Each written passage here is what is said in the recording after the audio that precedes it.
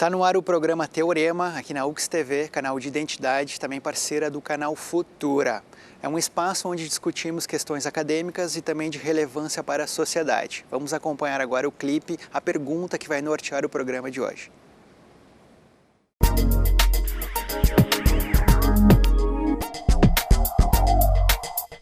A democracia no Brasil é algo ainda jovem.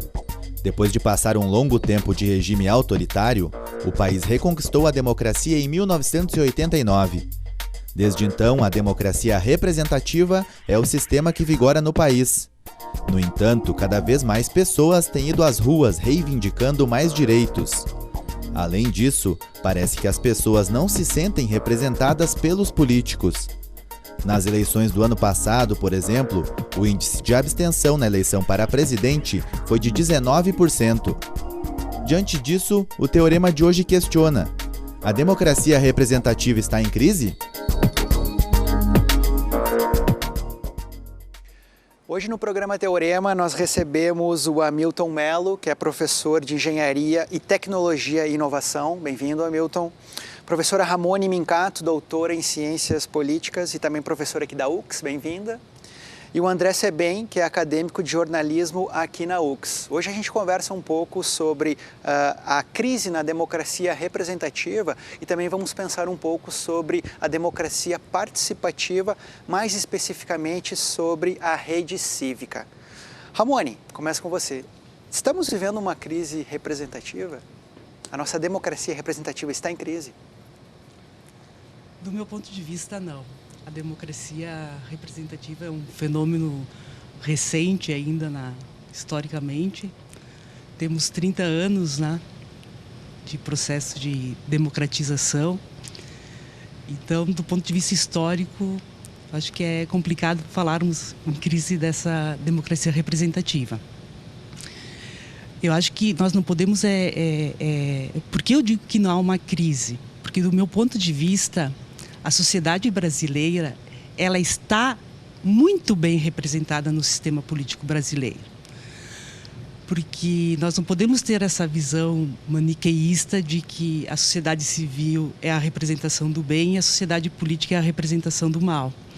Então, nós temos no sistema político brasileiro todos os setores representados. Os defensores dos direitos humanos estão representados, assim como os racistas, os homofóbicos, os xenófobos, também estão lá defendendo essas posturas que são completamente antidemocráticas, né? Temos os interesses do capital que estão representados lá, assim como temos dos trabalhadores, das mulheres, enfim, todos os setores estão representados. Então, essa é uma questão. Por isso que não se trata propriamente de uma crise de representação, porque eu percebo que a sociedade está representada no sistema político brasileiro. Outra questão é a questão sentimental, né? A sociedade está representada, mas ela não se sente representada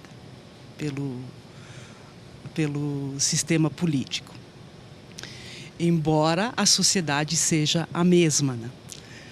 Então, o que nós temos pensado, né? Eu acho que é importante eu trazer um pouco até o motivo de estarmos aqui hoje, né? Porque, na verdade, nós tivemos em junho de 2013 os protestos, né? Com uma ampla participação de norte a sul, leste a oeste, né? No nosso país. E em 2014, no primeiro semestre de 2014, eu, como professora de Sociologia da Comunicação, acabei problematizando com os meus alunos, né? Em sala de aula? Em sala de aula, os mecanismos tradicionais de participação política, né? E diante dos avanços tecnológicos, né, e do próprio fato do movimento de protestos ele ter sido organizado, né, via redes sociais, daí eu provoquei os alunos, fiz essa provocação. Se nós não tínhamos que pensar novos mecanismos de participação do cidadão, né, nos processos de tomada de decisões, que pudessem, mecanismos que fizessem uso dessas novas tecnologias. E por que isso, né? Eu trabalho com jovens, essencialmente. E eu vejo assim que há uma enorme resistência, né, em participarem do processo político via mecanismos tradicionais. Claro. Mas nada impossibilita que novos sejam criados, né? Então, tinha um fato histórico concreto, né, de uma organização via rede social, fazendo uso de um mecanismo de participação que é o mais simples, né, que é o manifesto pelas ruas, né, mas que foi organizado através das redes. Então, diante disso, né, eu fiz a provocação e surgiu essa ideia de... Vamos saber então do André, ele vai explicar no segundo bloco, né? Mas como é que foi essa primeira provocação, esse primeiro sentimento, André? A provocação é no sentido da insatisfação, né? Por que a gente está insatisfeito com o sistema atual político, com o modelo de se fazer política? E essa insatisfação, ela é generalizada, muitos sentem. Porém, o que fazer, né? A insatisfação, ela é evidente, o cidadão, ele não participa do processo político de forma participar mesmo, ele apenas outorga, dá ao outro o direito do outro fazer por ele, do outro falar por ele. Então esse modelo, ele é um modelo que gera uma insatisfação. E essa insatisfação, ela ficou evidente nos protestos de 2013, né, em junho, e nós pensamos numa ideia, numa proposta para mudar o modelo de fazer política, de ampliar esse modelo, de resolver essa insatisfação, que é, obviamente, colocar as pessoas no centro de decisão, dar a elas, aos cidadãos, a possibilidade de decidir. Mas, voltando ainda ao que é hoje, atualmente, o nosso sistema de representação, ele é muito jovem, porém ele já não cumpre o seu papel, ele já se esgotou rapidamente. E a internet, ela é um meio que a gente visualiza, um meio de integração, um meio de opinião, um meio de participação democrático, e por isso as coisas combinam, né? Política, democracia e internet tem tudo a ver. A questão é como fazer isso. Hamilton, como você percebe essa questão, essa luta pela emancipação política, né? Queria que você falasse um pouco sobre isso. O que nós percebemos, né? Então, dentro dessa insatisfação já comentada aí pelos colegas, né? Que nós hoje vivemos uma situação difícil, de fato, né? Como a professora coloca, né? O pessoal não se sente representado. Como o André coloca, né? Ou seja, o sistema que hoje é colocado de forma que teoricamente nos representaria ou nos representa, de fato não atende às necessidades, os anseios da sociedade como um todo. Então o que acontece? Olhando também pela questão assim, do poder do cidadão, a gente percebe o seguinte: o sistema que está montado foi colocado, na realidade o modelo nosso brasileiro ele é jovem, mas a ideia é muito antiga, ou seja, existe há muito tempo. E é um sistema feito para outro momento, de fato, num outro século, numa outra realidade. E, de fato, nós continuamos adotando ele. E hoje nós estamos cada dia percebendo a sua dificuldade em lidar com a realidade atual, né? Então, o que acontece? Nós entendemos, por exemplo, que o sistema representativo que foi desenvolvido há muito tempo, ou seja, criou, de fato, uma representação. E nós somos representados. Nós não temos, né, a nossa liberdade de expressão plena.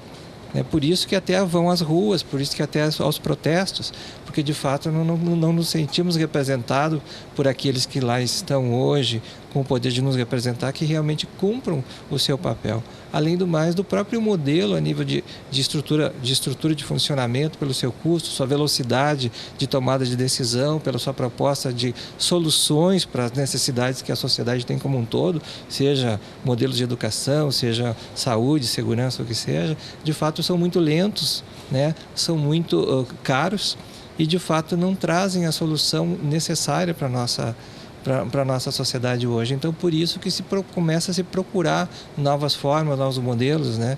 E então a nossa proposição veio exatamente para criar, então, devolver o poder ao cidadão, de fato, para que nos coloque, como o André falou antes, ou seja, nos dê o poder, né? Então, ou seja, que nos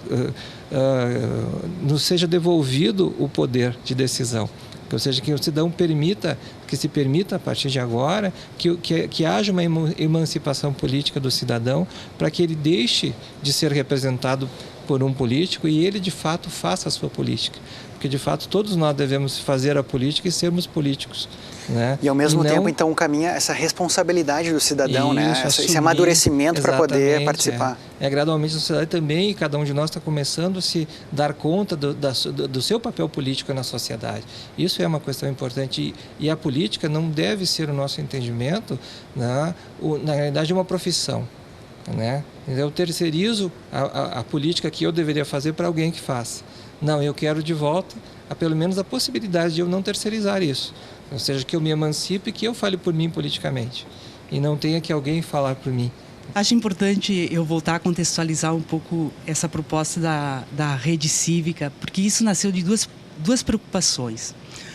Uma delas foi com o padrão de dominação política predominante existente no nosso país, que é um padrão que faz uso privado dos recursos públicos e que não atende, assim, às questões, né, não responde àquelas questões que são efetivamente de interesse público coletivo. Isso por um lado, assim, no âmbito do sistema político, né? E no que diz respeito ao surgimento dessas novas tecnologias, né, de comunicação, também identificamos o mesmo problema, que é um espaço que favorece a discussão de questões que são de interesse público, mas, na verdade, as redes sociais elas acabam discutindo a vida privada das pessoas. Então, quando nós nos perguntamos o que é de interesse público na sociedade brasileira, a primeira resposta é a vida privada das pessoas. E uma democracia pressupõe um espaço onde as pessoas possam discutir aquelas questões que afetam a todos. Claro. Né? Então, nós vemos na internet a possibilidade, né, de se construir um espaço no qual as pessoas possam discutir água, luz, energia, claro, asfalto, as questões que afetam a sociedade. E não que fiquem simplesmente expondo sua vida privada, né? E ao mesmo tempo, e o mesmo para a questão do sistema político, que trate de questões de interesse público e não de interesses de grupos e minorias. Claro. André, como seria essa rede cívica? Explica para nós qual é o objetivo, como é que ela funcionaria? Muito bem, então, a partir desse ponto de vista, a gente tem um abismo entre o Estado e o cidadão. Esse abismo fica evidente e gera essa insatisfação. Então, o que fazer? Criar um espaço público oficial entre o cidadão e o Estado. E esse espaço público oficial não precisa ser físico, porque é impossível tu agregar todas as pessoas todos os dias ou uma vez por semana para falar sobre questões públicas, mas é possível fazer isso na internet. Então esse espaço público oficial pode ser feito na dimensão da internet, que é uma nova dimensão que foi criada graças à tecnologia. E nós chamamos esse espaço público oficial de rede cívica. Como é que funciona? A pessoa, então, como o Milton lembrou, que ela não concorda com o sistema representativo, ela não se sente representada, ela quer se manifestar, ela quer participar do sistema, ela quer fazer política, ela quer pensar política, ela quer decidir as questões, ela se dirige, então, à Justiça Eleitoral e se declara emancipado político. Isso é uma declaração unilateral. Eu, como cidadão, tenho o direito de participar da democracia. Como? Num espaço público. Qual espaço público? Um que deve ser criado, a rede cívica. A gente chama de rede cívica. Claro. Que tem outros nomes. A partir do momento que eu estou emancipado politicamente, eu vou acessar a rede cívica pela internet, no meu celular, no meu computador, no meu tablet, na geladeira, na TV. Você vai ter uma senha, o cidadão teria uma senha daí? O título de eleitor, que todo mundo já tem, né? Tá. E mais algumas senhas, códigos de segurança que a tecnologia irá necessitar. A partir daí eu me conecto com a rede cívica, ou seja, eu entro no espaço oficial cidadão-estado. E lá eu vou me manifestar como cidadão. E vou poder participar das questões tanto do legislativo quanto do executivo. Enquetes, pesquisas, qualquer questão do executivo poderá ser feita lá, votações, eleições pela internet. Por que eu não posso votar pela internet? Se eu posso comprar, vender, fazer pós-doutorado, viajar pela internet, por que eu não posso votar pela internet? Então, o emancipado político ele poderia se emancipar, poderia acessar a rede cívica e ali ele poderia participar das eleições. votar pela internet. E no campo do legislativo, o cidadão emancipado ele poderia propor leis, propor projetos de lei e também votar os projetos de leis que já estão, por exemplo, na Câmara de Vereadores. Então, a rede cívica está dando ao cidadão o direito de participar. Quanto é que vale o voto do cidadão emancipado? Vale 1. Quanto é que vale o voto do vereador da Câmara de Vereadores? Nesse sistema que nós estamos propondo, o voto do vereador vai valer proporcionalmente à parte pública que ele representa. Então, a gente criou uma engenharia nova, uma engenharia legislativa nova. Nós teremos os emancipados políticos, aqueles que querem participar, e aqueles que preferem continuar no sistema continuarão sendo representados. Os vereadores, por exemplo, da cidade continuam representando essa parcela que não se emancipou. E aqueles que se emanciparem vão participar diretamente da democracia e eles vão votar por si, que é o máximo, né? Você vota por si, o teu voto vale 1. É mais ou menos por aí, né, que a gente imaginou a rede cívica. Hamilton, você acha que essa ideia ela é viável e ela poderá um dia acontecer? Eu acredito que sim, né? Na realidade, assim, nós temos bastante... Eu tenho consciência que nós temos um bom caminho pela frente. Na realidade, a questão das redes sociais e toda essa tecnologia, ela é basicamente recente ainda, né? A participação popular está crescente, né, em todos esses aspectos. Nós estamos vivendo agora uma era de inclusão, isso também existe uma outra questão muito interessante, ou seja, a sociedade como um todo está buscando a fazer a inclusão de minorias, a inclusão digital de todas as pessoas e tudo mais, ou seja, a participação está sendo também uma característica da sociedade, cada dia mais, né? Então eu vejo que sim, né, exatamente nesta corrente que nós já vivemos na evolução social, a questão política sempre, como ela faz parte da natureza humana, ela também vem, né? E essa necessidade também aparece cada dia mais. Então o que acontece? Eu acho que essa questão das tecnologias de acesso como a internet, ela então nos permitem até criar novas soluções. E aí que entra a proposta da rede cívica, então que nós possamos trazer realmente um poder para o cidadão que vai realmente fazer sua política. Outra questão muito interessante, né, no sentido de resultados, eu acho que essa é uma questão bem importante, que nós também acabamos dando um tempero interessante para a rede cívica em cima de resultados, porque nós estamos vivendo uma era muito do para hoje, do para ontem, do para agora, e o sistema que nós temos aí demora meses, anos para fazer uma obra, para tomar uma decisão, para definir uma mudança na legislação, ou seja, nós não temos mais esse tempo. Nós precisamos de resultados. Então, o que acontece? A rede cívica também agiliza muito isso. Ela leva, né? Então nós não temos hoje mais condição de ter um custo tão alto do sistema representativo que nós temos hoje, uma velocidade tão baixa e uma qualidade tão pouca com tudo que nós estamos vivendo. Então, na realidade, a rede cívica vem trazer tudo isso, porque ela também vai criar uma outra questão muito interessante, até no nosso histórico de vida, né? Ou seja, tudo que tem concorrência melhora. E hoje o sistema representativo não tem concorrência. Então a rede cívica ela não vem para eliminar o sistema atual, mas ela vem para concorrer. Então o cidadão ele pode, né, continuar elegendo seu vereador, ou eu vou ser o meu próprio vereador. Eu tenho a opção. E o que acontece? Uma parcela da sociedade passa a ser emancipada e a outra parcela continua onde está. Cada um opta. Então o que acontece? Ao final do mandato, né, daquele ciclo eleitoral, então, se metade da população daquela cidade se emancipar politicamente, o número de vagas de vereadores vai reduzir a metade para a próxima eleição. Ou seja, o sistema vai sentir uma concorrência. Aquela reclamação de que existem muitos vereadores, então ela já começa a se reduzir, né? Então, o que acontece? E o vereador que está lá, ele vai terminar esse mandato e só vai ter metade das vagas. Ou seja, ou eu trabalho e mostro para os meus representados que eu, de fato, como vereador, faço a política em seu nome, eu vou lá e resolvo os problemas que tem, eu demonstro que eu tenho valor para essa parcela da população e me reelejo. Ou então, o que acontece? Eu não me reelejo e, de fato, essa minha vaga também vai sumir. Então, na realidade, há uma concorrência entre a rede cívica e o sistema atual. Claro. No sentido de criar exatamente, né, uma concorrência positiva, no sentido de cada um querer trabalhar melhor e a sociedade como um todo receber o benefício, claro, seja de qual for do sistema. Né? Ramone, nós estamos nos encaminhando para o final do programa. Eu queria que você nos dissesse como é que isso pode acontecer? Como é que eu faço para eu me declarar independente, emancipado politicamente? Como é que isso vai acontecer?